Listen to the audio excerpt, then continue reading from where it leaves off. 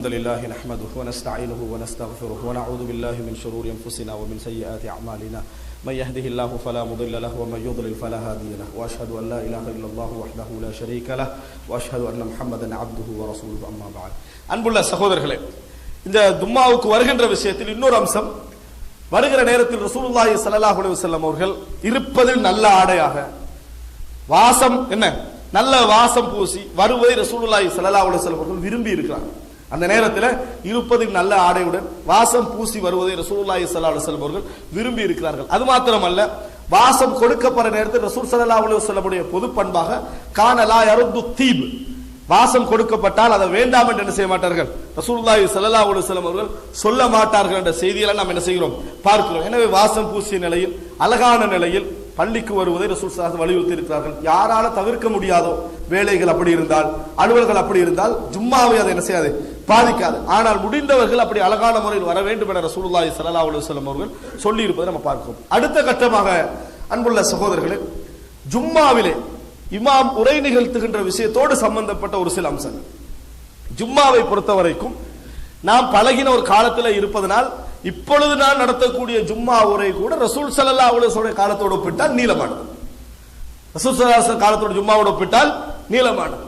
மிகவும் சுருக்கமாக ஜும்மா உரை இருக்க வேண்டும் என்று ரசூலுல்லாஹி ஸல்லல்லாஹு அலைஹி வஸல்லம் அவர்கள் விரும்பினார்கள்.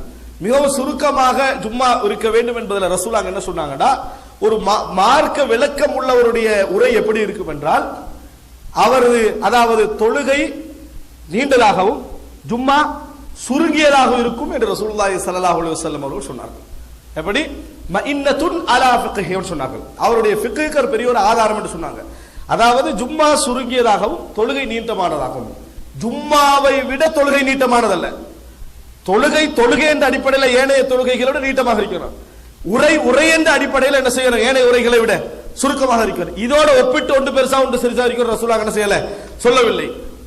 மற்ற தொழுகைகளை விட இந்த தொழுகை நீளமாக இருக்கணும், மற்ற உரைகளோட இந்த உரை என்ன செய்ய வேண்டும், சுருக்கமாக இருக்க வேண்டும் என்று ரசூல் ஸல்லல்லாஹு அலைஹி வஸல்லம் சொன்னார்கள். அதான் மக்களுக்கு 2-3 விஷயங்களை கொண்டு போய் சேர்ப்பதற்கு சிறந்த வழியாக இருக்கும். அடுத்தது, உரை நிகழ்த்தி கொண்டிருக்கிற நேரத்தில், இமாம் உரை நிகழ்த்தி கொண்டிருக்கிற நேரத்தில் மக்கள் கடைபிடிக்க வேண்டிய சில ஒழுங்குகளை ரசூல் ஸல்லல்லாஹு அலைஹி வஸல்லம் சொன்னார்கள்.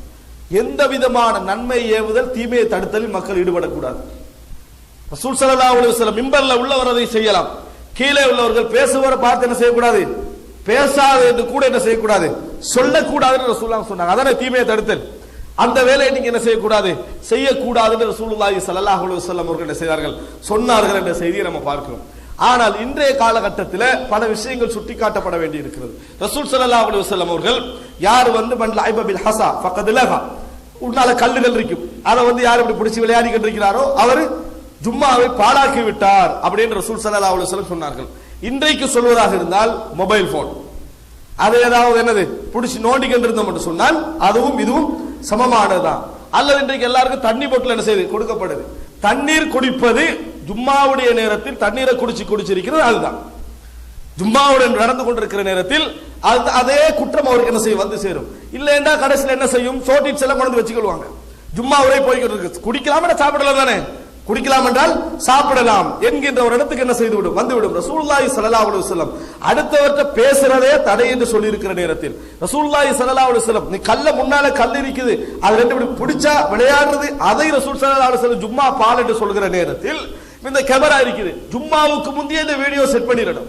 அதுக்கு பின்னால் இந்த கேமரால என்ன செய்து ஏதோ பிரச்சனை ஆகுது என்றால் இதுக்கு எழும்பக்கூடாது, இதுக்கு என்ன செய்யக்கூடாது, எழும்பக்கூடாது. இல்லாட்டி ஜும்மா மிஸ் ஆகிருமே, உங்களோட ஜும்மா மிஸ் ஆகாம பாத்துக்கணும். நீங்க தொழுகிற ஜும்மா இருக்குது, அது தவறி போகாம பாத்துக்கணுமே தவிர பதிவு தவறி போகலாம்.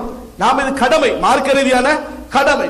அந்த நேரத்தில் நம்ம வச்சுட்டோம், அதுக்கு பிறகு என்னது அமைதியாக விட வேண்டுமே தவிர ஜும்மாவுடைய நேரத்தில் இந்த மாதிரி விளையாடி கொண்டிருப்பது, பொட்டுல்களோட விளையாடுவது, அல்லது பேனை எடுத்து விளையாடி கொண்டிருக்கிறது, மொபைல் போன் எடுத்து விளையாடி கொண்டிருப்பது எல்லாமே லகு, எல்லாமே ஜும்மாவை என்ன செய்யும், பாழாக்குகின்ற இடத்திற்கு போய்விடும்.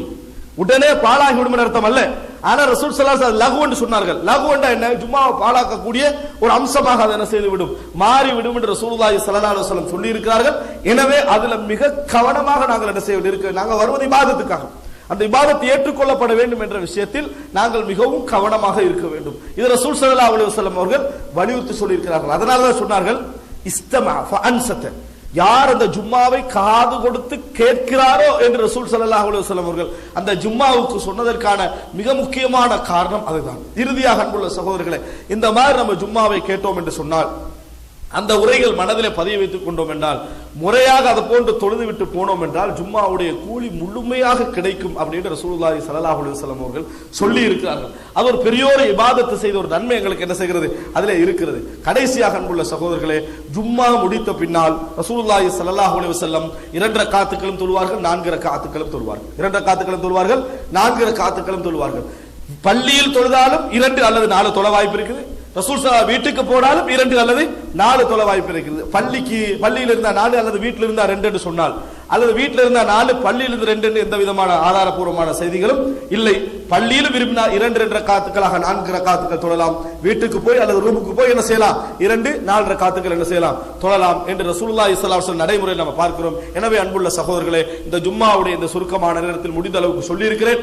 ஒரு வலியுறுத்தப்பட்ட ஒரு இபாதத், கடமையான ஒரு இபாதத்தை பூர்ணமாக செய்து கொள்வதற்கான ஒரு வடிவத்தை அல்லாஹ் தஆலா இந்த ஜும்மாவின் மூலம் தந்திருக்க வேண்டும் என்ற பிரார்த்தனையோடு இந்த ஜும்மாவை முடித்துக் கொள்கிறேன். அல்லாஹ் ரப்பல் ஆலமீன் எம் அனைவருக்கும் நல்ல அமல்களை முறைப்படி செய்து சொர்க்கம் நுழையக்கூடிய வாய்ப்பை தந்தருள் பாலிப்பானாக. ஹாதா மா இந்தி வல் இல்மு இந்தல்லாஹ் வ அகூலு கௌலி ஹாதா.